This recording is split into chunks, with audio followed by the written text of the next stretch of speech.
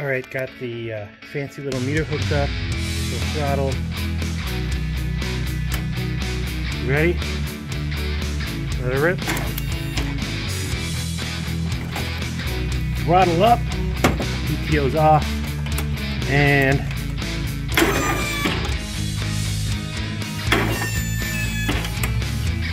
okay, so that did absolutely nothing. Welcome back. So we're into another episode of Let's Throw Parts at It and see what happens. So what I'm going to actually do right now, I bought quite a few different parts. I'm going to start with this one right here, which is a new ignition switch. Now, this ignition switch, I actually replaced this when I first got the mower. It worked just great. The original one, it was just ugly looking. It was really rusted out. Wanted something pretty. So I put this one on. I haven't been happy with this one, so I went ahead and I bought a new one. We're going to go ahead and pop that one on there. Maybe that'll fix the issues. Maybe it won't. Who knows? But one of the things I was kind of concerned about, because this one isn't labeled with any kind of letters or anything like that. When I get the other one off, maybe I'll show that to you. With this one, well, I'll show you why it doesn't matter, because this is actually designed specifically for this particular mower. Sorry, shiny thing, it got distracted. Is this one right here, LED indicator for easy diagnosis, waterproof sealed casing, 40 amp upgrade. Ooh, baby. Oh yeah. What ended up happening was I decided just to go ahead and replace the relay. Again, this is like a $15 item. And I decided just to do that because this is probably original to the mower, this relay, and it sets into the starting system. It could just be any one of these things was wrong and kind of helped burn up the starter, because that's where I think my issue is. So I picked up a new starter. I told you I just replaced this last season. I found some information. I was wrong.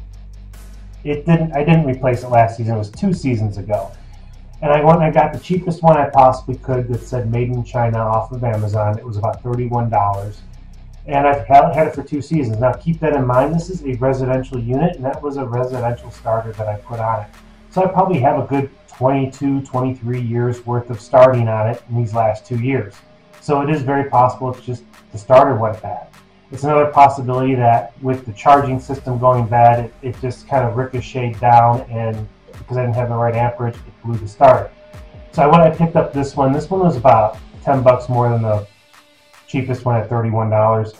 I think it was like $41. But I decided to go with 810 because I've heard of the company. Now, I've never bought any parts from this company before, but I've actually heard of them. So it was about, like I said, about 10 bucks more. 810, maybe that's what the name means. It's about $8 to $10 more than the same item from some other company. I don't know, but we're going to give this one a try just because, like I said, I've heard of the company before, so they at least have some kind of reputability, I guess, some kind of marketing strategy as opposed to sell stuff cheap. So we're going to go ahead. I'm going to pop this sucker on probably if the switch and the relay doesn't fix the problem. More likely it won't, but let me bring you around. Oops. If that was still in the box, it should be fine. So let me bring you around. Let me show you what I'm working with here with this ignition switch. I've already taken some of the screws out. This is what I'm working with, a couple plugs. And this is why it's important to really check on your switches. Make sure you don't need a specific switch because you got one of those plugs. So I actually want to look and see kind of how that's on there. Okay. And these robo grips are great.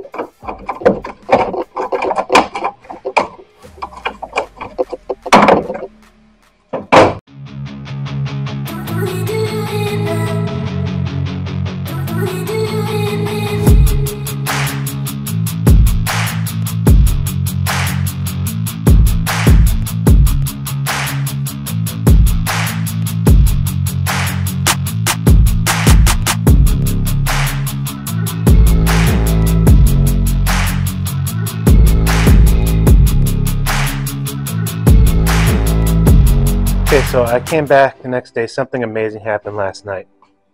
Really, absolutely is amazing. Battery died on me, so I continued working. I got the switch in. I also did something else, but something else didn't do it. The switch actually is what did it. Here, I'll show you. Now it's going to make a liar out of me. I'm kind of glad I didn't do what I was going to do. I'm going to pop it on the battery charger because I had been cranking it a lot and see maybe that's the issue, but I'll go through everything that I did with you at the end because there's some parts that I've missed throwing at it. Replaced the relay. I now have this cute little LED light on it that tells me when it's enacted. Boop, boop. This relay is a marine grade, so as I have it sitting outside and stuff, it should affect it a little less. I'll go over here and I'll show you what the old relay looked like. Like I said, I think it's original to the machine. It was actually good. I'll probably just clean it up, keep it on the shelf to use as a test relay. So I try to do everything with one hand here. I don't know if you're going to get into that really easily. It's actually, the edges are pretty corroded. I put some dielectric grease on the new one. I'll probably clean those ends up, put some dielectric grease, keep it protected. Yeah, the mower just likes to make a bald-faced liar out of me. It was just cranking on its own without issue yesterday. So I'm going to throw the charger on it. We'll see what happens. Alright, we're pretty much charged up now. Let's go see what it does.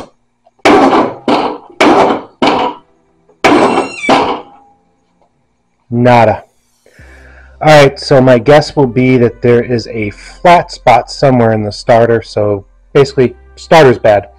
As you saw in the beginning of the video, I ordered a starter. I was actually looking into what I needed to do to return the starter, and it turns out I'd have to pay like $7 or $8 to ship it back in order to get a refund for the $40 starter. So I wasn't sure. I was just going to kind of hang tight, see how things happen.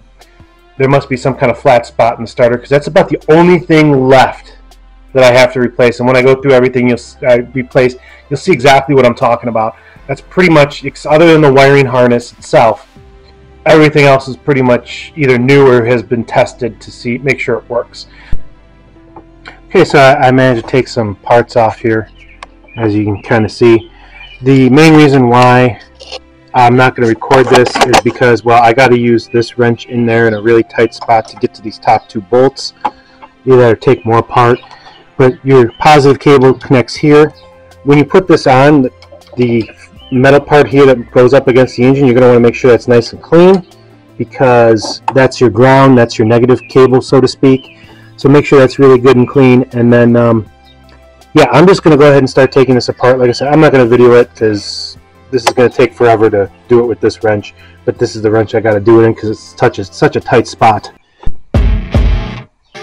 Okay, out with the old, in with the new. Alright, throttle up.